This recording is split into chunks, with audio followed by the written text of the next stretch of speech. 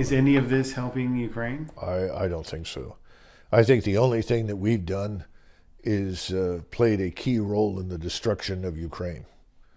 And from the very beginning, I had said to several people, Ukraine is to the Russians essentially what Mexico is to us. If we discovered there was a large army that was built exclusively for the purpose of attacking the United States, and its goal was to, quote unquote, liberate New Mexico, Texas, Arizona, and Southern California from the evil white Yankees, I think we would have acted instantly to destroy that army. The Russians have essentially done the same thing. So there was never any chance that the Ukrainians were going to win an all-out war with Russia.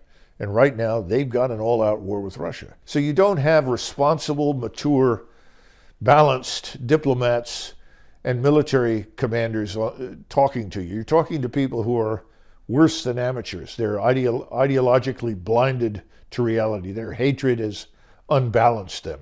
So, at this stage, it's hard to see anything good happening for us. I don't think NATO is going to survive this experience.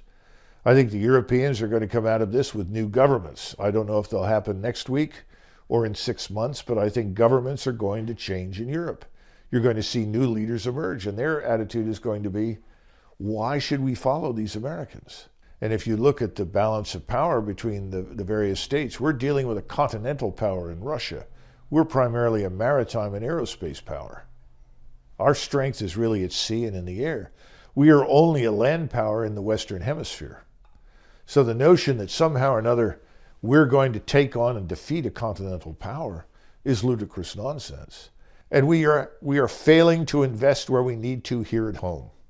We are not investing in high-end manufacturing. We're not investing in energy. We're not investing in the agricultural sector. Remember, China abandoned communism in the early 1990s. That's what people don't seem to understand. We keep saying the Chinese Communist Party, the Chinese Communist Party. I challenge anybody to find a communist in China. These people are capitalists. They understand how to make money. We don't understand Asia. We don't understand the people in Asia. We absolutely do not understand the Chinese and what they want. They do not want to live in a liberal democracy as we imagine it. They don't want to elect a president from a multi-party system. Xi is effectively the modern equivalent of the Chinese emperor. And they're very happy with that because they see that as absolutely essential to their security. And what are the three things that the Asians expect from their government? They expect security from external attack. And that was something the Chinese emperors failed miserably to do in the last 200 years of Chinese imperial rule. They expect the people to be fed, something else that the emperors failed to do at the end of their dynasty or dynastic succession. And three, they expect the population to be sheltered. Now, if you look at those three things, the Chinese leadership today has done those things very well. We in the United States should be demanding something similar from our own government. Security, number one, for our country.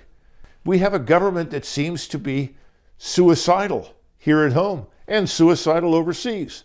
They're picking enemies that we cannot take on and defeat, nor should we try, and we don't have to. And at the same time, they're doing things here at home that are destructive to our society. It's hard to imagine a worse set of circumstances. And the question is not so much, what do we do about the government? What do we do about the American people? Who are the Americans? Where are they? What are they doing? When are they standing up and saying, no more? We will not tolerate this any longer. It hasn't happened because here, the standard of living is still too high. Life is still too easy. I think the current financial and economic crisis is about to change that.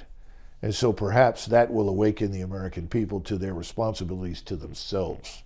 And maybe then we'll get a different government that wants to protect us, that wants to feed us, that wants to shelter us.